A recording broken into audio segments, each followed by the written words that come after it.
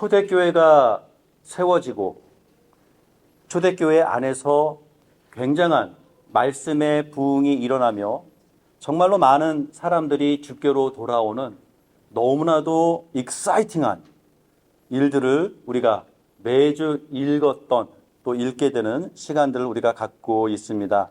정말 사도행전의 이야기들을 읽을 때마다 우리가 얼마나 정말 너무 좋은 쪽으로 그렇죠. 좋은 쪽으로 계속 놀라게 될 수밖에 없는지 모르겠습니다. 어쩌면 이렇게 말씀의 능력이 있고 또 얼마나 정말 그 시대에 하나님께서 부흥의 은혜들을 부어주셔서 이렇게 말씀을 전할 때마다 성령님께서 강림하시고 말씀이 전파되어지는 곳마다 그 말씀을 듣는 자들의 심정이 또 심령이 쪼개어지고 회개 운동이 일어나고 나도 예수를 나의 삶의 주로 모시겠습니다 라고 결단하는 성도들. 그래서 오늘부터 저도 이 교회에 함께 참석하여 예배하며 그 공동체의 가족이 되겠습니다 라고 결단하는 사람들의 숫자가 정말 일일이 셀 수 없을 만큼 굉장히 큰 숫자로 계속해서 교회가 부흥해 가는 이야기들을 우리가 읽었습니다. 그리고 이것은 예루살렘이라는 도시, 그 한 도심 안에서의 이야기가 아니라 사도 베드로를 비롯해서 이제 사도들이 여러 지역들을 순방하고 또 여러분들도 아시다시피 핍박으로 인해서 어쩔 수 없이 예루살렘에 정말 똘똘 뭉쳐 있었던 성도들이 강압적으로 어쩔 수 없이 피신하는 그 상황으로 인해서 여러 도시들로 흩어졌을 때에 그것은 그들의 삶에 핍박으로 인해서 생긴 비극의 이야기가 아니라 오히려 핍박으로 인해서 생긴 복음의 기회였다라는 것들을 읽게 됩니다. 그렇습니다. 이 사람 중심으로 사도행전의 이야기들을 읽다 보면 사실 불편해질 수밖에 없는 상황들이 많이 읽혀집니다. 핍박이 벌어집니다. 돌에 맞아 죽습니다. 감옥에 갇힙니다. 이러한 인간적으로 상상하기 너무 끔찍한 이것이 나에게 일어난다면, 이것이 우리 가족에게 일어난다면 이렇게 사도행전의 이야기들을 나의 이야기로 풀어나가기 시작하면 사실은 이게 그렇게 기뻐해야 될 일인가? 이거 이렇게 좋아해야 될 일인가? 라고 약간 머뭇거려질 수밖에 없는 어려운, 무거운 이야기들도 함께 지금 벌어지고 있는 것들을 보게 됩니다. So as we hear of and read of these amazing gospel expansion stories, but at the same time, we are witnessing the price that these Christians are paying. Some are being killed, and many are being jailed, and a lot of them are being flogged. So they have to actually run away. They are scattered all throughout the region by force. Why? Because they are actually running away from persecution. They are actually running away for survival. 생존을 위해서 도망을 갈 수밖에 없는 집을 포기합니다. 친척, 가족, 친구들을 포기하고 내가 살아보지 못한 새로운 동네로 도망을 가는 상황입니다. 이민을 가는 게 아니지요. 여행을 가는 게 아니지요. 목숨을 걸고 살아야 하기 때문에 어쩔 수 없이 도망가는 이런 절박한 이야기들을 우리가 읽습니다.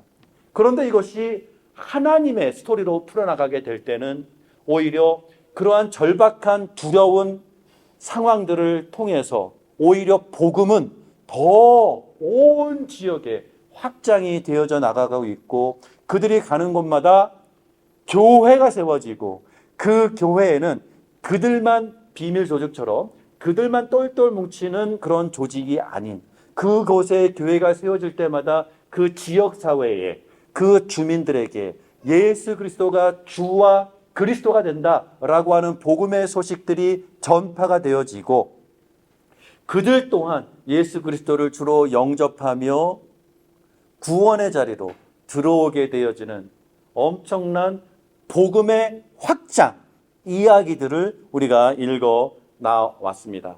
그리고 그 복음의 확장의 스토리 가운데에 성령님께서 얼마나 놀랍게 직접 그 현장에 참여하시고 일하시고 많은 열매들을 직접 일구어 나가시는지에 대한 성령님의 이야기들을 우리가 또한 계속해서 읽고 있습니다. 그래서 우리가 사도행전을 읽어 나갈 때에 정말로 우리가 마음의 소원은 무엇이냐면 이것을 남의 이야기로, 옛날 이야기로, 언제 그냥 그랬나 보다 싶은 나와 직접적인 관련성을 발견하지 못한 채 읽어 내려간다면 너무나도 아쉬운 이야기가 될 것입니다. We believe the stories that are written in the book of Acts has not ended. 그때 그 시절 끝나고 종료되었던 마침표가 찍힌 이야기가 아닌 그 동일한 하나님께서 그 동일한 예수 그리스도께서 그때 역사하셨었던 바로 그 성령 하나님께서 오늘날도 우리 교회 가운데에 동일하게 증거되고 동일하게 선포되고 동일하게 하나님의 역사가 이루어진다라고 하는 놀라운 신앙의 고백을 우리가 오늘도 함께 고백하며 이 자리에 함께 있는 것입니다. So we believe that same Jesus of the book of Acts, that same God and that same Holy Spirit is still at work in our midst. As His words are being proclaimed, through His words, we expect salvation to happen. As the Spirit makes His dwelling in our midst, we believe that people will come into His kingdom, that more people will continue to confess Jesus as their Lord and Savior.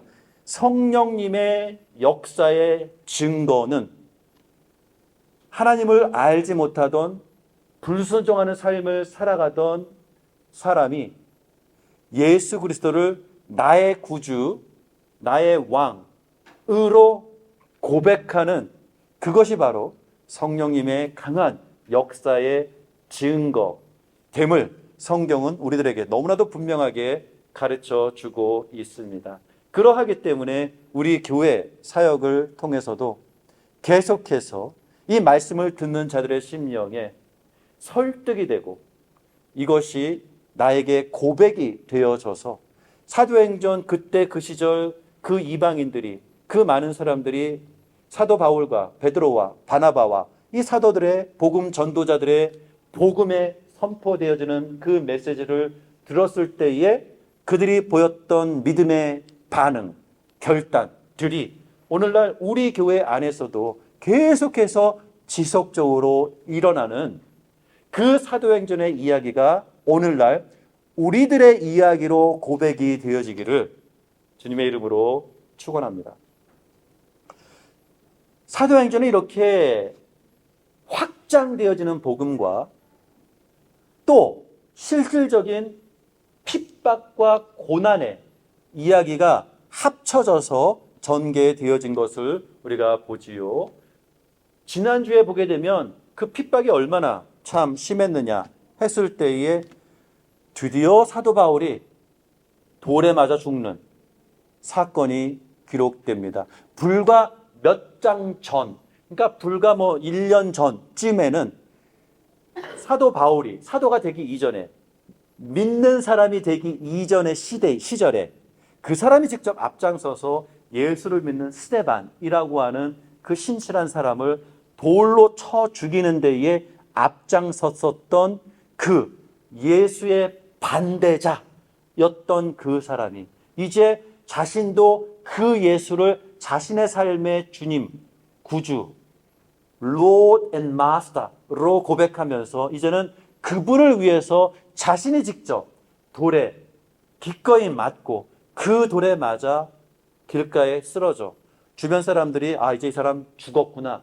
라고 해서 이 소위 말하는 시체를 그 사람들이 들어다가 성문 밖에 소위 말하는 성문 밖에 쓰레기 폐기장이라고 할 수 있겠죠. 거기에다가 시체를 그냥 던져서 버린 이러한 이야기들을 우리가 지난주에 읽었습니다.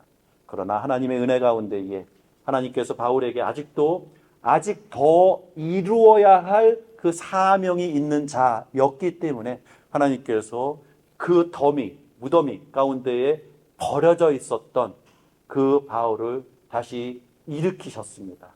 그랬을 때 그 바울은 어떻게 합니까?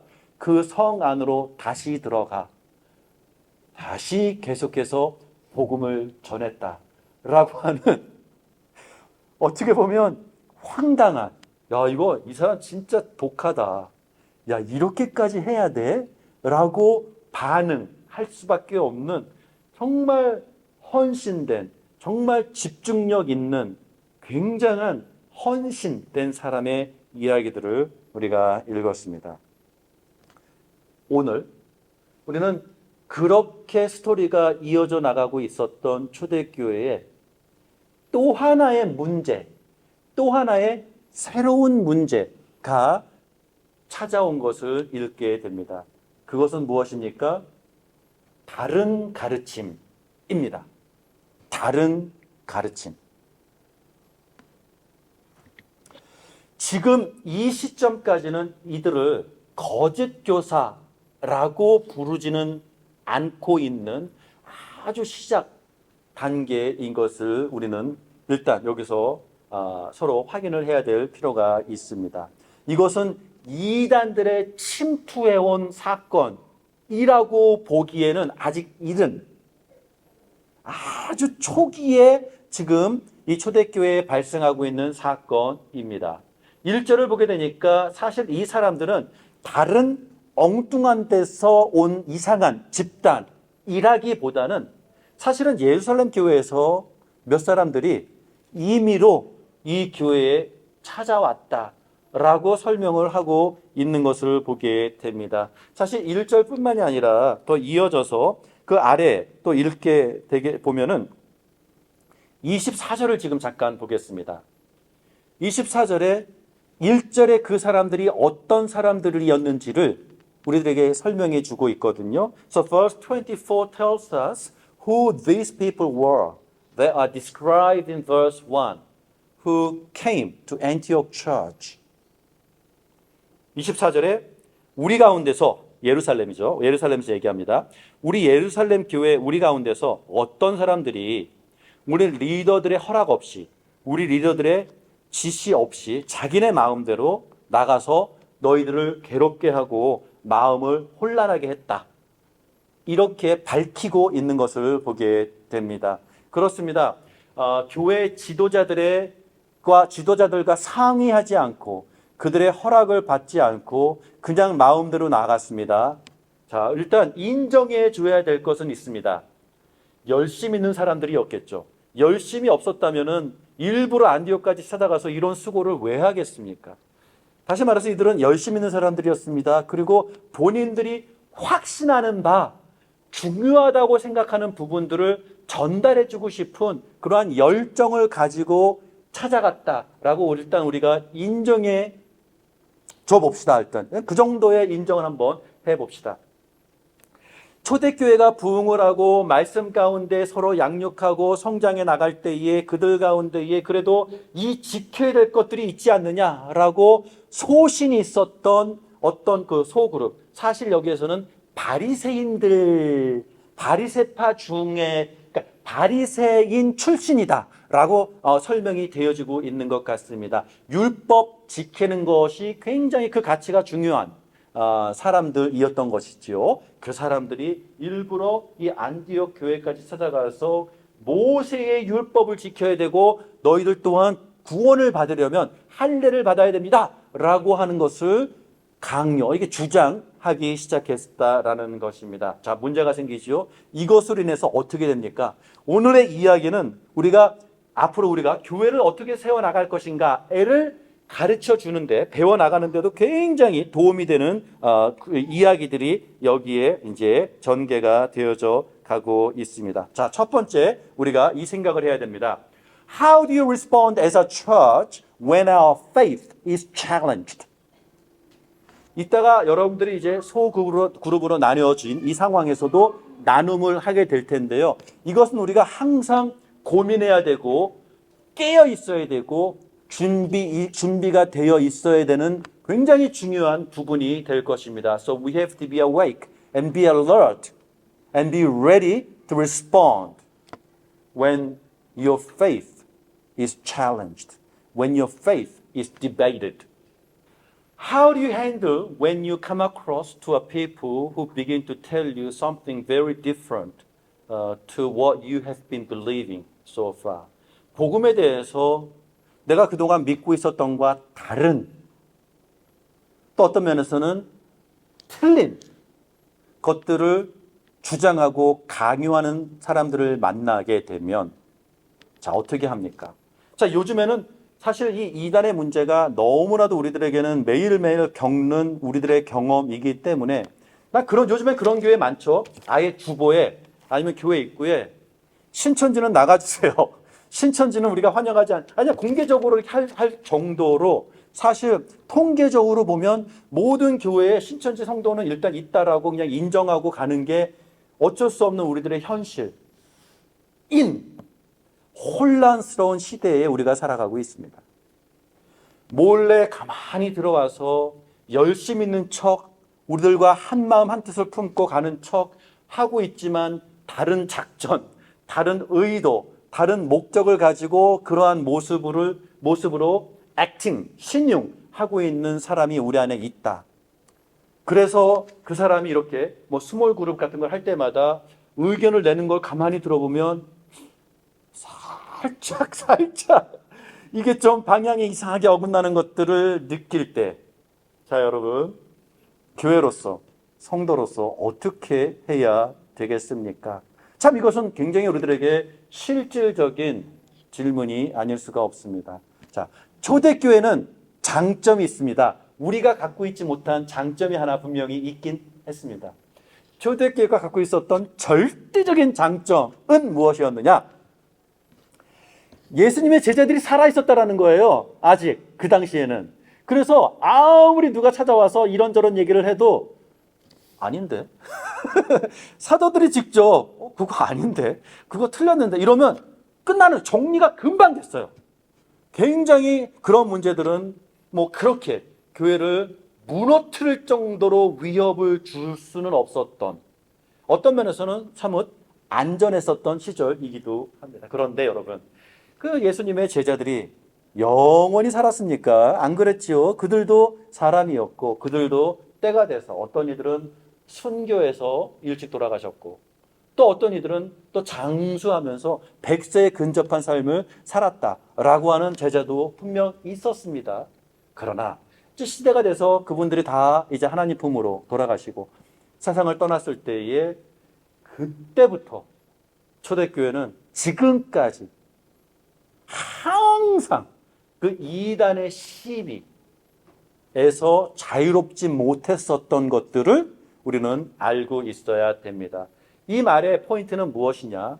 혹시 우리 가운데 지금이라도 우리 교회 안에 false teaching, false prophet 이렇게 거짓 교사들이 오고 이단들이 찾아와서 복음의 시비를 걸 때 이게 웬일이야? 이렇게 순진하게 놀랄 필요는 없다.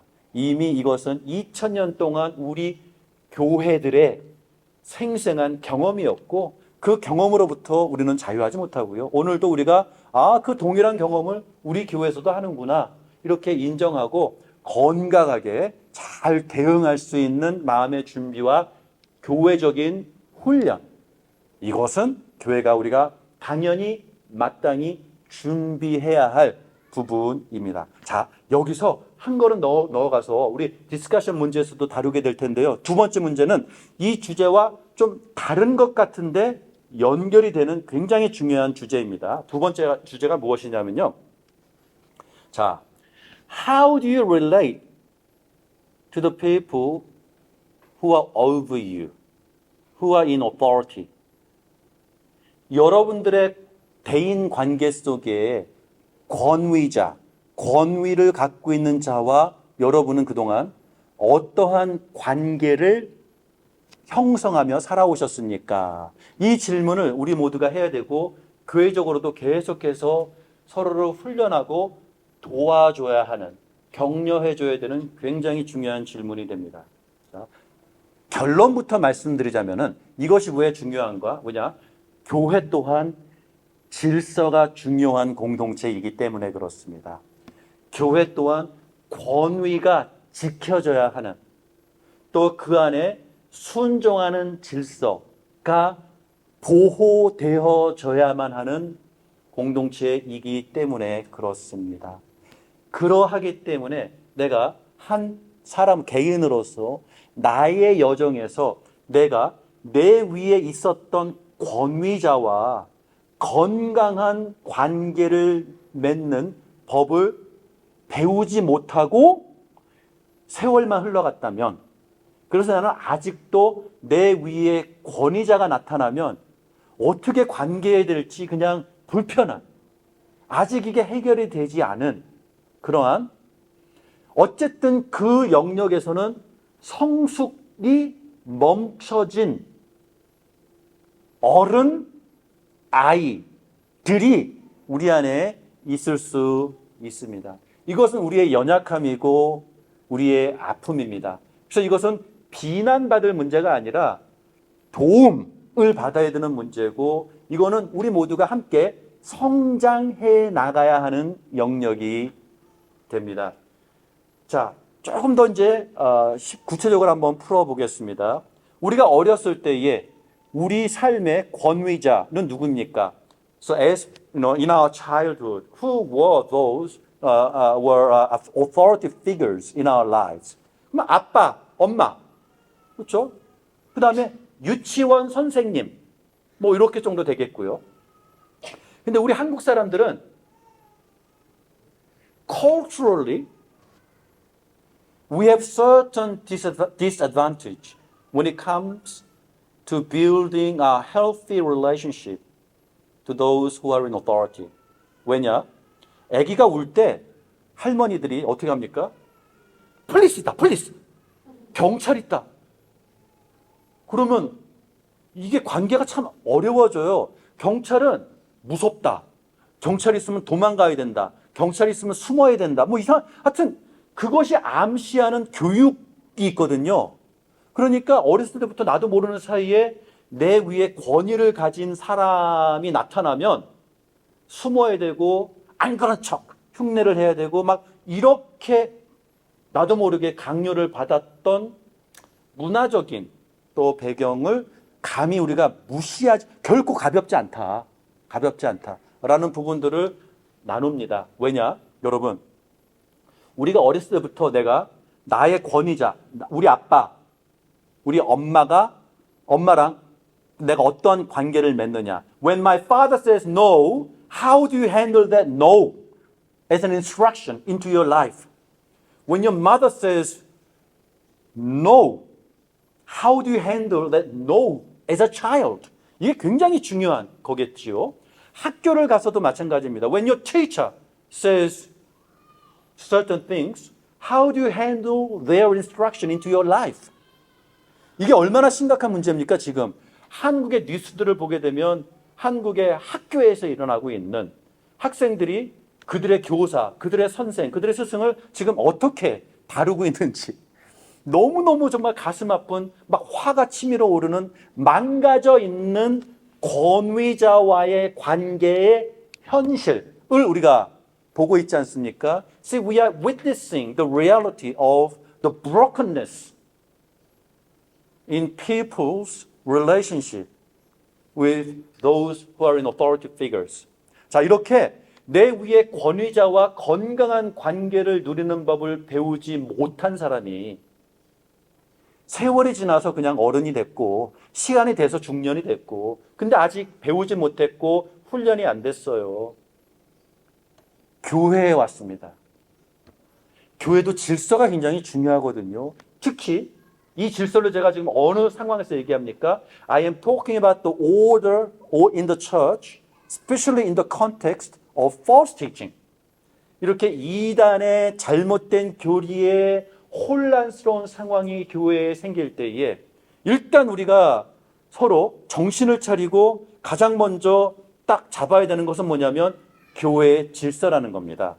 그래서 교회의 질서, 교회가 세운 권위에 대한 인정, 그것에 대한 순종, 그것에 대한 협조, 이 마음 자세, 이 태도를 서로 안에서 내가 지키고 함께 존중할 수 있도록 협조하는 이러한 건강한 관계를 실습하는 것이 교회를 복음 안에서 건강하게 우리가 지켜나가는 데에 굉장히 기본적인 그냥 디폴트, 기본값이다 라고 하는, 어떤 면에서는 죄송합니다. 제가 지금 이렇게 길게 설명할 것도 아닌데 너무 당연한 건데, 사람이라면 관계 안에 있는 공동체라면 너무 당연한 것을 이제는 이렇게 조목조목 설명을 해야 되는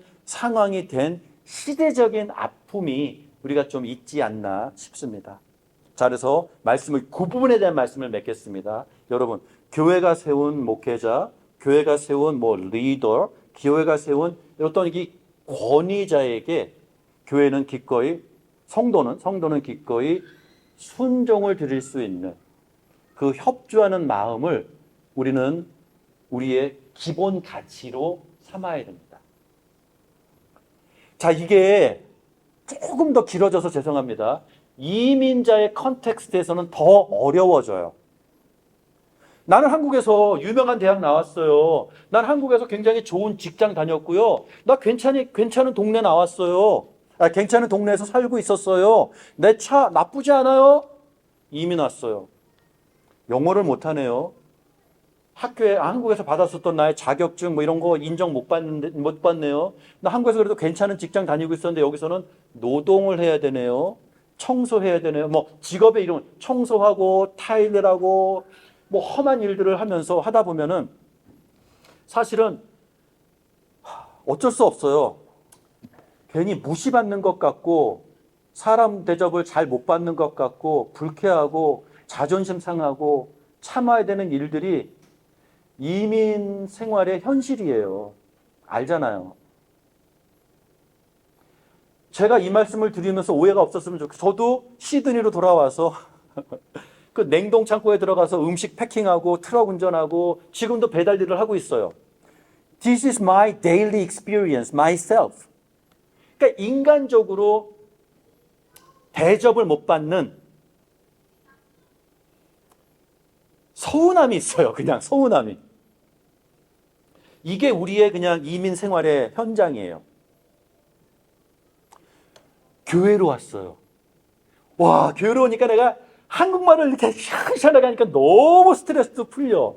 또 끝나면 또 한국 음식 먹으니까 또 이거 한국 아니 김치 이런 식으로 막 이렇게 풀리는, 한국 교회가 가져다 주는, 한국 사람에게 주는 뭔가 힐링 되어지는 게 있단 말입니다. 근데 우리가 교회로 모여서 회의를 해요. 우리 크리스마스 날 뭐 할까요? 우리가 이렇게 뭐 할까 할 때 의견을 내. 근데 의견을 내는데 한 사람이 의견을 냈는데 이쪽에서 그거 말고 이건 어때요? 하고 다른 의견을 낼 수 있잖아요. 근데 이 사람이 방금 드는 건 뭐예요? 그건 말고? 내가 말했는데 지금 너 나 무시해? 이렇게 나도 모르게 자존심이 확 하면서 나도 모르게 기분이 확 상해요. 뭐냐? 내가 매일매일 무시당하면서 지금 살고 있는데 여기까지 와서 네가 나를 무시해? 너 학교 어디 나왔어 임마? 너 한국에서 너 이렇게 내 마음속에 나도 모르게 그냥 그동안 억누르고 참고 있었던 뭐가 뿔쑥뿔쑥 튀어나와요. 한인교회가 아파요. 우리가 약해서 그래요. 그래서 조심스럽게 공개적으로 교회가 질서가 중요합니다. 그리고 뭐가 정할 때에 내가 거기에 내 자신을 순종시킬 수 있는, 협조하고자 하는 그 마음을, 그 태도를 지키는 거, 이걸 잃지 않는 거, 이게 교회를 지키는 데에 굉장히 중요한 가치가 돼요.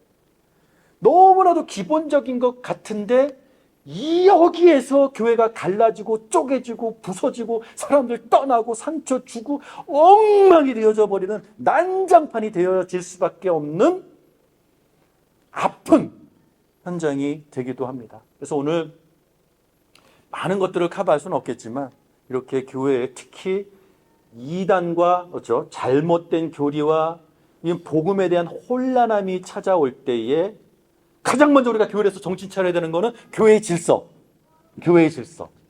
두 번째는요. 교회의 질서가 가져다주는 지혜는 무엇이냐면 여러분 개인적으로 행동하지 마시고요. Report it to your leader. Report to your pastor. 이게 굉장히 중요해요.